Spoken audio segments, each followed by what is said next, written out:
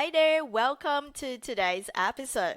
I'm so excited you are here. If this is your first time, my name is Catherine Chong and I'm the founder of Pristine Fertility and a certified fertility dietitian. My goal is to share with you evidence-based nutrition insights to help you enhance your fertility success. So be sure to subscribe to our channel so you never miss an episode. Today, we're diving into an exciting and essential topics. We are going to chat about how to get pregnant with PCOS. So if you're trying to conceive and you have been diagnosed with PCOS and wondering how can your diet make a difference, make sure you stick around. This video is going to give you lots and lots of meaningful impact on your journey. Now, let's chat about what is PCOS. So PCOS, also known as polycystic ovarian syndrome, it's a multifaceted hormonal disorder that affects women with reproductive age. It usually characterized by elevated levels of insulin, androgens, which is also known as male-type hormones, and PCOS often leads to symptoms such as irregular menstruation, difficulty conceiving, and metabolic disturbance. Let's clarify as well the difference between polycystic ovarian syndrome and polycystic ovaries. So polycystic ovarian syndrome, PCOS, often involving multiple criteria, so including hyperandrogenism, irregular ovulations, likely due to the high male-type hormones, and polycystic ovaries on ultrasound. Now, unlike for PCO, often only refers to numerous follicles on the ultrasound without the accompanying or hormonal imbalances or other clinical features that we might be associated with PCOS.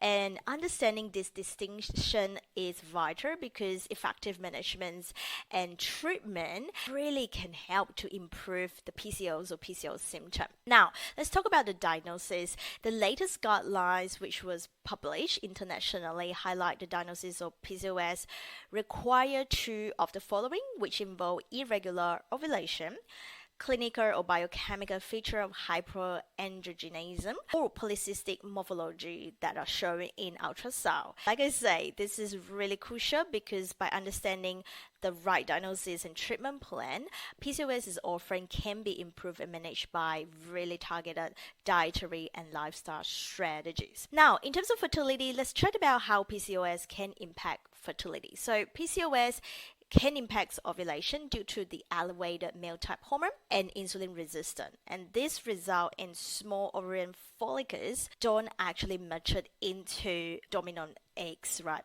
And high insulin levels also amplify the androgen production as well and further disrupting ovulations. And again, I know this will sound very overwhelming. Today's episode really is to help you to understand where are you at and what are the actionable steps you can take to help improve your chances of getting pregnant if you are someone who have diagnosed with PCOS or PCO. Are you curious if your diet and lifestyle supports fertility goal? Now, I do have a very, very special freebie that I want to share with you. Make sure you check out our description box and do our fertility quiz. It's an easy way to give you that instant scoring and give you that feedback and some actionable tips to help you to get started to improve your diet and lifestyle. So be sure to check out the link in the description below.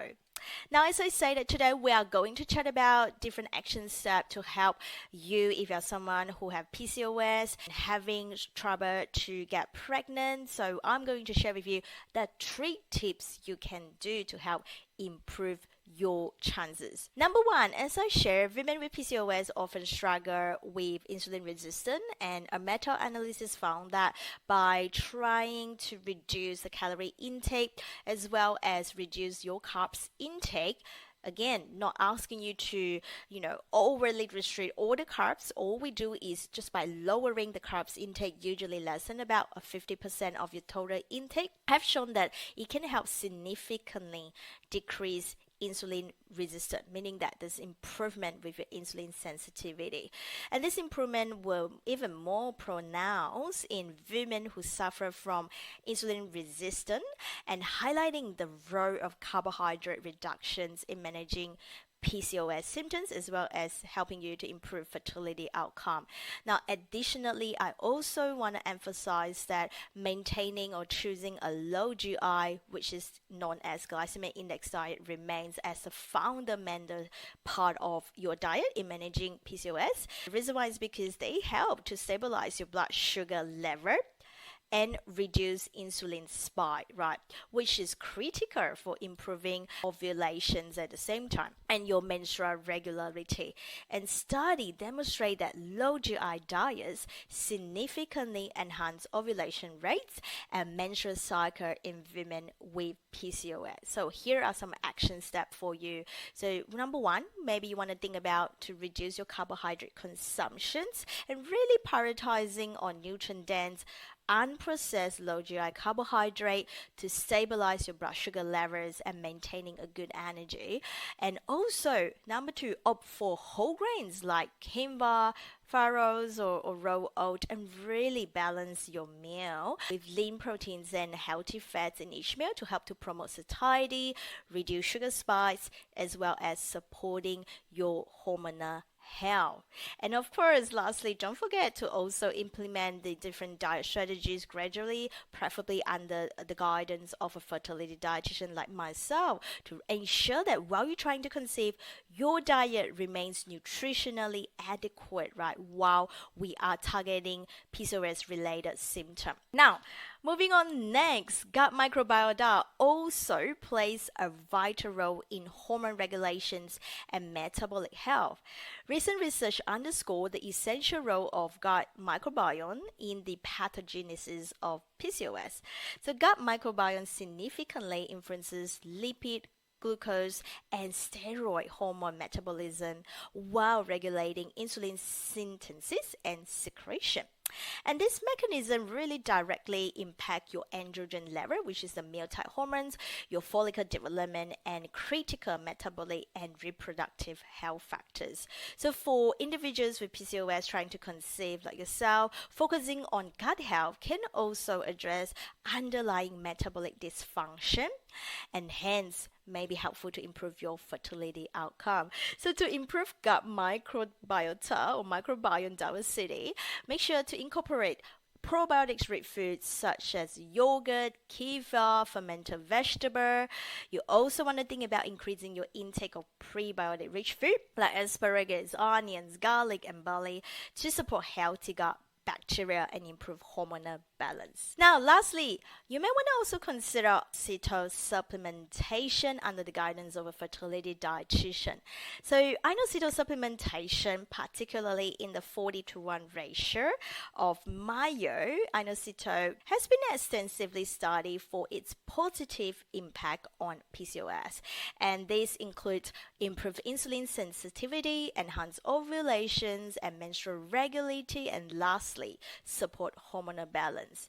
And research highlights the critical role of maintaining a proper Myo-inositol to D-chiro-inositol ratio for organ and tissue health, with imbalances linked to, once again, the pathological, which is the cause of PCOS. And any ratio lower than 40:1 may reduce its efficacy, while higher ratio also aligning with a natural follicular ratio, showing that potentially can improve the outcomes. However, further research is still needed to evaluate the therapeutic impacts of any ratio higher than 40:1 at the moment when it comes to PCOS management. So to wrap up today's episode, PCOS is a hormonal disorder that disrupts ovulation due to irregular cycles, elevated insulin hormones, and male-type hormone, leading to fertility challenges. And I hope that what you have learned today really is the targeted nutrition strategies such as reducing carbs, following a low GI diet, improve insulin sensitivity, and menstrual regularity At the same time, supporting gut health with probiotics and prebiotic-rich food can also enhances metabolic and reproductive health. And lastly, we talk about inositol supplement, particularly 40:1 ratio might be helpful as well for further support for hormonal balance and ovulation. And just as a reminder, always consult your doctors or a fertility dietitian before you start any supplementation, just to ensure they are right for you. Now, if you found this video helpful, please give us a like, subscribe to our channel, and drop any questions you have down the comments box below. And don't forget to also check out our free fertility quiz to see how fertility friendly your diet and lifestyle are. The link is in the description box, and you'll get instant scoring and actionable steps on how to improve your diet and lifestyle. Thank you so much for watching today's episode, and I'll see you in the next episode.